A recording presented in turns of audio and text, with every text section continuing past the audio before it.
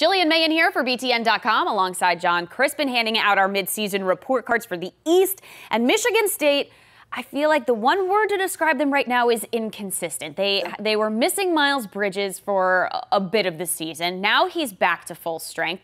But still, Michigan State, every time it looks like they finally got everything together, then they have a performance where it's like, what just happened? Yeah, that's going to be the issue with youth. And you understand, Miles Bridges coming back was key, but at the same time, so much attention goes his way that I feel like the other guys just kind of fall off. I actually like this team best when Nick Ward is the key.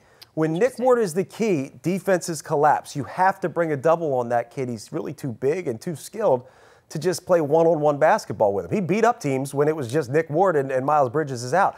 I think they got to get back to a little bit of that, but I also think that you have to realize that multiple guys on this roster, I mean 1 through 10, have to figure out what their role is going to be, and the challenge is on Tom Izzo.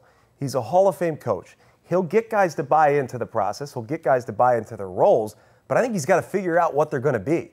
Whether Tum Tum Nair is starting or coming off the bench, what is it going to be going forward, and then find stability in that and try to get these guys to just ultimately buy into what they do on the floor.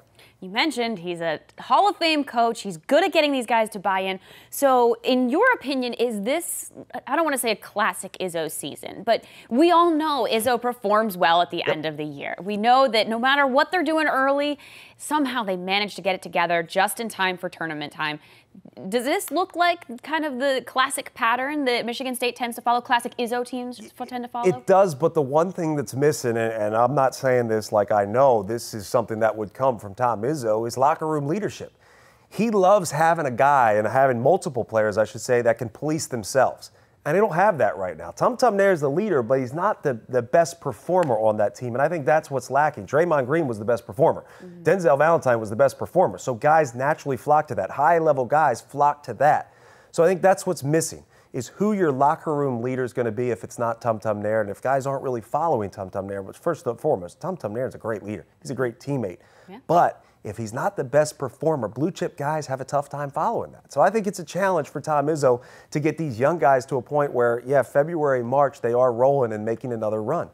Interesting. Locker room psychology and how it plays into the Izzo effect. All right, John, thank you so much. For more Michigan State news, highlights, and analysis, head to btn.com/Spartans.